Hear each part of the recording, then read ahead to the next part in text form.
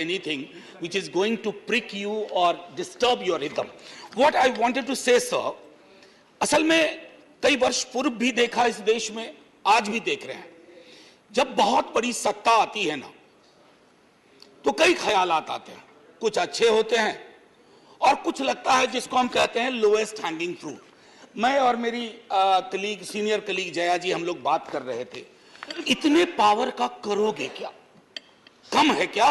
इतने राज्यों में सरकार है, केंद्र में सरकार है, 303 का बहुमत है, उसके बावजूद अगर किसी निर्वाचित सरकार को लेकर के ये आपकी प्रणाली हो, कार्य प्रणाली हो, जहां की सुप्रीम को 11 मई को सुप्रीम कोर्ट का ऑब्जर्वेशन हुआ, मेरे कई कलीग कह चुके हैं, संभवतः हमारी सरकार ने सोचा होगा कि वेकेशन में जाने से पूर्व उनको कुछ ऐसा पकड़ा दो कि अवकाश में भी वो सोचते रहे इसके बारे में। तो उन्होंने 19 मई को ये ऑर्डिनेंस लेकर के आए। तो अब जजों का काम था कि इस पर लगातार सोचते रहे। सर, इससे पहले कि मोटा मोटी कुछ बिंदु पे मैं आऊं, मेरे कुछ साथी वो जिन्होंने लोकसभा में वोट किया है, most likely they will do the same here. हालांकि लोकसभा के बारे में जिक्र नहीं करना चाहता था, माननीय सभापति महोदय, डाइवर्सिटी शब्द का आप बहुत जिक्र करते हैं, हम सब उसमें रिजॉइस करते हैं, हमारी प्राइड है वो। लेकिन एक मंत्री महोदया डाइवर्सिटी बोलते बोलते बोल गई कि इंडिया इज कॉम्प्लिकेटेड। सर, बचपन से लेकर आज तक इंडिया कॉम्प्लिकेटेड नहीं लगा कभी, ये रिकॉर्ड में है पार्लियामेंट के, इसलिए मेरी चिंता है। इंडिया कॉम्प्लिकेटेड नहीं है सर, बड़ा सहज स्वभाव है इंडिया का, महासागर वाला है सर, सब कुछ समा जाता है, मजहब हो, धर्म हो, जाति हो, कौम हो, कोई हो। लेकिन इसको जब तालाब बनाने की आप कोशिश करते हैं तो महासागर तालाब नहीं बनना चाहता। सब फॉर ऑल दोज फ्रेंड्स, बड़ी अच्छी अच्छी बात कही, equi distance. Sir, equi distance का मतलब होता है न्यूट्रलिटी। जब चूहे की पूंछ पे हाथी का पांव पड़ा हो तो न्यूट्रलिटी, उस चूहे से पूछिए कि उसको कैसा लग रहा है। तो मैं समझता हूं, इसलिए सर एक शेर अर्ज किया है, आज बड़े शेर पढ़े गए हैं, सुधांशु जी ने पढ़ा, तो मैं भी एक अर्ज करता हूं सर।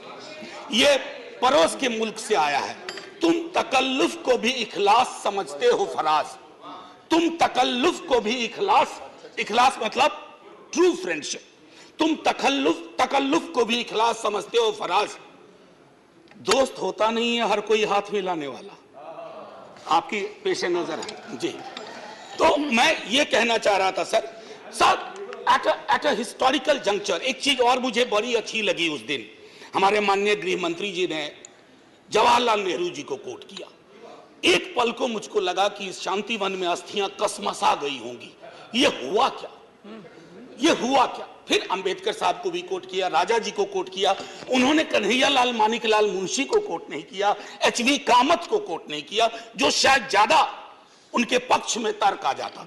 सर, विश्वविद्यालय में मैं पढ़ाता हूं तो पीएचडी के स्टूडेंट्स को साइटेशन हम लोग सिखाते हैं, जिसको कहते हैं एथिकल साइटेशन। एथिकल साइटेशन में यह नहीं होता है कि सेमी कोलोन के बाद का ले लिया और शुरू वाला छोड़ दिया। उदाहरण के लिए कहता हूं कि आज तक इस दुनिया में सबको लगता है इस देश में कि मार्क्स ने कहा था कि धर्म अफीम है, religion is the opium for masses.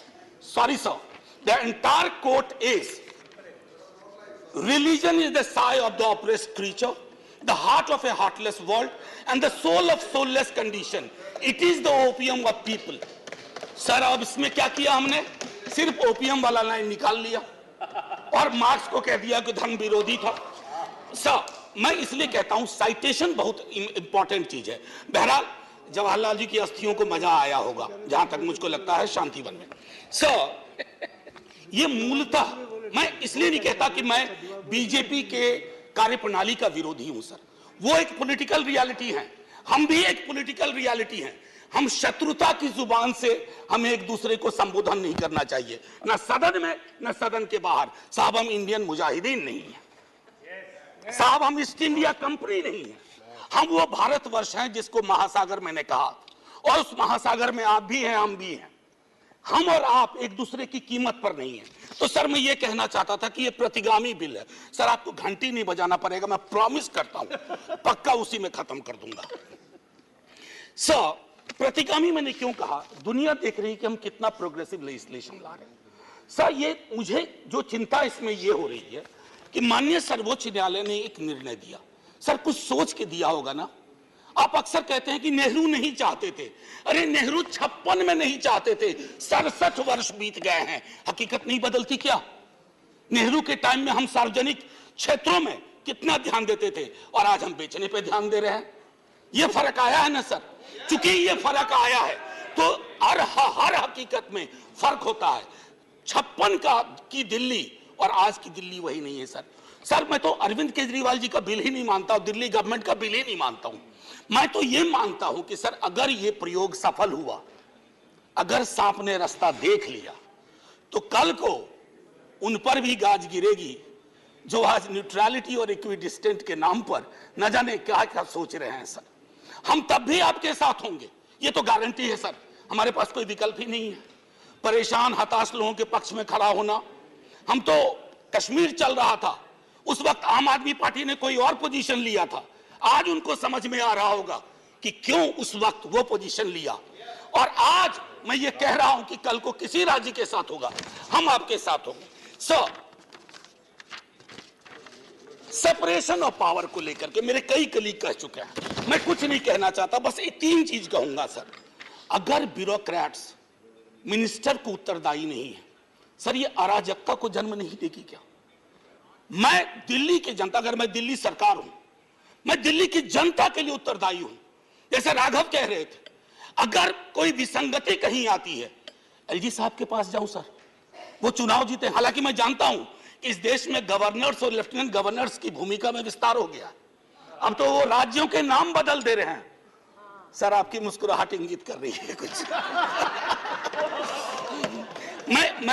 मैं ये कहना चाह रहा था सर, और मैं समझता हूं कि ये बात मैं कह करके, और 239AA के बारे में जो बातें कही गई हैं मैं उसको दोहराना नहीं चाहता।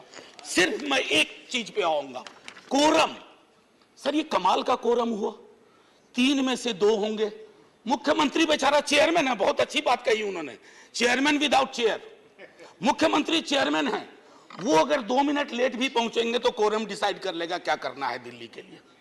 Sir it is not quorum, it is actually an instrument to decimate the very idea of elected government.